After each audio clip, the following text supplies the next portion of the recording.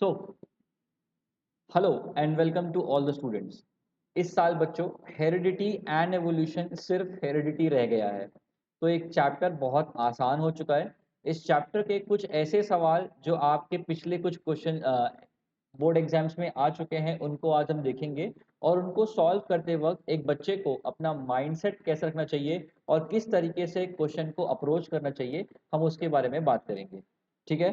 तो आज हमारा पहला सवाल जो है वो है how sorry why is variation important for species. ठीक है बच्चों, अगर आप इस क्वेश्चन का जवाब अगर देखने जाएंगे तो देखिए, वेरिएशन जो है आना तो जरूरी है। ये बात आप लोग अब जितने जो चैप्टर पढ़ चुके होंगे वो तो भैया आराम से समझ चुके होंगे। ठीक है कि वेरिएशन आना एक बहुत इंपॉर्टेंट चीज है। ठीक है। इसके दो बेसिक फायदे होते हैं। पहला ये कि जो जिसमें भी ये आता है, जिस भी ऑर्गेनिज्म में आता है, वो ऑर्गेनिज्म क्या करता है, अपने एनवायरनमेंट में अडेप्ट कर जाता है। राइट। तो इससे क्या होता है, इससे अगर कोई स्पीशीज जो है एक्सटिंक्ट होने वाली थी, वो एक्सटिंक्ट नहीं होगी अगर टाइमली ये वेरिएशन आ गया। तो ये प्रिवेंट करता है किसमें, आपके एक ऑर्गेनिज्म के एक्सटिंक्शन होने से। ठीक है। और वेरिएशन कहाँ आता है, वेरिएशन डीएनए सीक्वेंस में आता है। वेरिएशन जब डीएनए सीक्वेंस में आता है तो वो नेचुरल सिलेक्शन में हेल्प करता है। तो आप ये कह सकते हैं बच्चों, नेचुरल सिलेक्शन। ठीक है।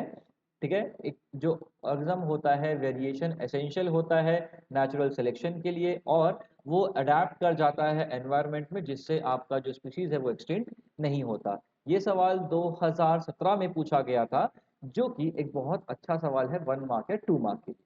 इसके बाद next question, name the information source for making proteins in a cell.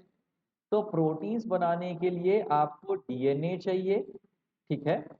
DNA का एक ऐसा समूह या फिर ऐसा ग्रुप ऑफ डीएनए, आपके न्यूक्लियोटाइड्स, जो एक पर्टिकुलर प्रोटीन के लिए कोड करते हैं, आप उसको जीन बोलते हैं।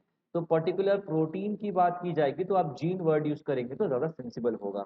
ये 2014 में पूछा गया है 1 मार्क का सवाल, और वही 2014 में पूछा हुआ दूसरा सवाल। इस सवाल का जवाब मैं आपको यहां से लूंगा। ये photo US national library of medicine के गूगल से मैंने निकाली है, गूगल वेबसाइट से।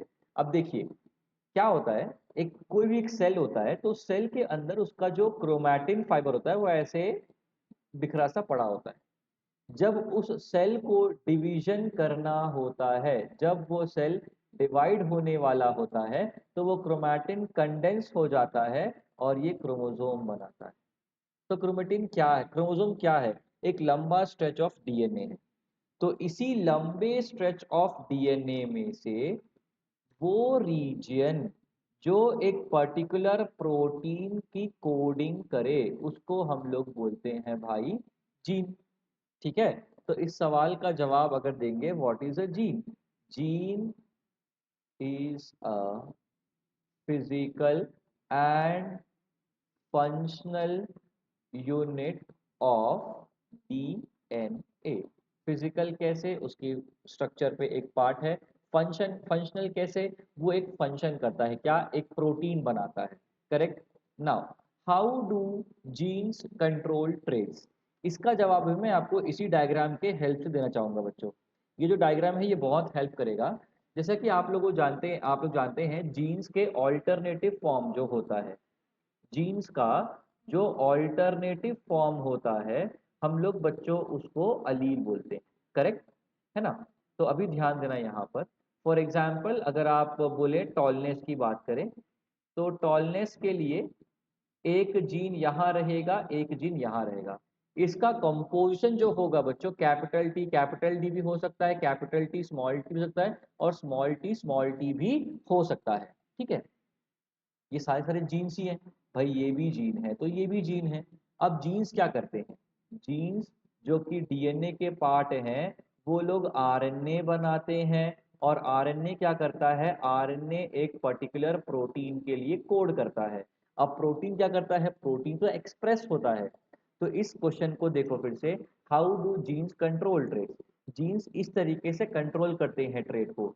ठीक है, जीन्स आरएनए बनाते हैं, आरएनए से प्रोटीन बनता है। अब आप सवाल पूछोगे एक जो बहुत अच्छा आता है, सर कैपिटल टी है तो बढ़िया दोनों टॉल होगा, स्मॉल टी होगा तो दोनों शॉर्ट शॉर्ट होगा, ड्वार्फ होगा, सॉरी। लेकिन एक कैपिटल टी और स्मॉल टी आया तो उस समय कैसे करते हैं भाई? देखो उस समय क्या होता है, ये कैपिटल टी इतना तबाही प्रोटीन बनाता है कि इसकी भी कमी पूरी कर देता है।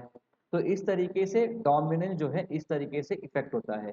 एक डोमिनेंस का इफेक्ट ऐसा आता है बच्चों कि एक जो डोमिनेंट जीन होती है वो रिसेसिव जीन के आरएनए या प्रोटीन के जो स्टेप होते हैं वहां पे जाकर उसको ब्लॉक कर देती है। तो एक अलग फंडा है, उसके बारे में बात नहीं करते। अब आते हैं आपके लास्ट सवाल, जो आपका 2018 में पूछा गया था, अ मेंडेलियन एक्सपेरिमेंट, जिसमें आपने वॉयलेट फ्लावर्स को फ्यूज किया था व्हाइट फ्लावर्स के साथ, तो F1 में क्या बनेगा? इसको समझाने के लिए मैं आपको यहाँ ले आता हूँ। देखो बच्चों एक बात याद रखना, वॉयलेट में और वाइट में आपका वॉयलेट जो होता है, जो पर्पल होता है, वो डोमिनेंट होता है और ये आपका रिसेसिव। तो आप जानते हो डोमिनेंट को कैपिटल कैपिटल और रिसेसिव को स्मॉल पी। ठीक है, तो ये हुआ आपका जीनोटाइप पेरेंट का जीनोटाइप हुआ। हम इसका अब गमीट का फॉर्मेशन करेंगे तो आएगा कैपिटल पी और स्मॉल पी। इनका फ्यूजन होगा तो बनेगा कैपिटल पी स्मॉल पी, जो कि एक हाइब्रिड हेट्रोजाइगस पर्पल फ्लावर या वॉयलेट फ्लावर आप बोल सकते हो, पर्पल वॉयलेट ऑल सेम। तो देखो आप F1 में सारे के सारे आ गए। तो इस तरीके से आप F1 जनरेशन पे सारे सारे पर्पल हैं, इस तरीके से प्रूफ कर पाओगे। ये सवाल 2018 के लिए पूछा गया था। ये सारे सवाल 1 नंबर 2 नंबर के लिए हैं। अब आपके सामने एक सवाल आता है 2017 का, जो आराम से एक 3 मार्क का क्वेश्चन है बच्चों। इसके लिए भी मैं आपको इसी से समझाने की कोशिश करूंगा। देखिए सवाल में क्या बोलता है, आप मुझको ऐसा बताओ एक पॉसिबल नेचर जहां पर एक ट्रेट जो है वो एक इनहेरिट तो हो जाए पर एक्सप्रेस ना हो पाए। तो इसको मैं आपको इसी के हेल्प से समझाने की कोशिश करूंगा। आइए सब लोग ध्यान से मुझे देखिए। नाउ लुक हियर, यहां पर क्या हो रहा है, यहां पर आप ढंग से देखेंगे तो क्या है भाई, ये पर्पल कैपिटल कैपिटल और यहां पर स्मॉल पी। इन दोनों का फ्यूजन होगा तो यहाँ पर बनेगा कैपिटल पी और स्मॉल पी। यहाँ पर अगर आप ध्यान से देखेंगे तो ये स्मॉल पी इसमें इसमें इसमें इसमें इन सभी फ्लावर्स में आ गया है। इनहेरिट तो हो गया है पर एक्सप्रेस नहीं हो पा रहा है। ठीक है, अब क्या होगा, अब आप देखोगे कि जो ये कैपिटल पी स्मॉल पी का जब हम सेल्फिंग करेंगे तो सेल्फिंग करने के बाद capital P small P capital P small P आएगा, जो कि ये है जो आगे जाके एक व्हाइट फ्लावर बनाएगा, जो एक्चुअली में यहाँ बन भी रहा है। तो ये एक बहुत ही परफेक्ट एग्जाम्पल है, आप अपनी बोर्ड एग्जाम में दे सकते हो, जहां पर आप इस पूरे एक्सपेरिमेंट को समझाते हुए बता सकते हो कि भाई देखो पेरेंटल जनरेशन पे व्हाइट फ्लावर था, F1 पे कहीं नहीं आया।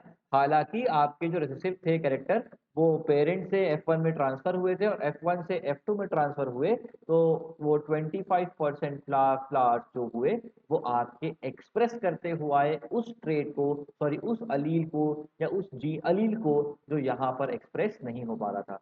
तो ये एक शॉर्टेस्ट वे था मेरा आप सभी के साथ, जहां मैं आप सभी को बहुत कम समय में समझा सकूं कि इस चैप्टर के 5 इंपॉर्टेंट सवाल और इन इंपॉर्टेंट सवाल को आपको बोर्ड एग्जाम में जो आ चुके हैं, इसके लिए इसके हिसाब से इस चैप्टर के हिसाब से मैंने एक पीडीएफ बनाया है, जो आपको हमारे टेलीग्राम चैनल पे मिल जाएगा। उसमें क्वेश्चन के सारे आंसर्स अवेलेबल होंगे।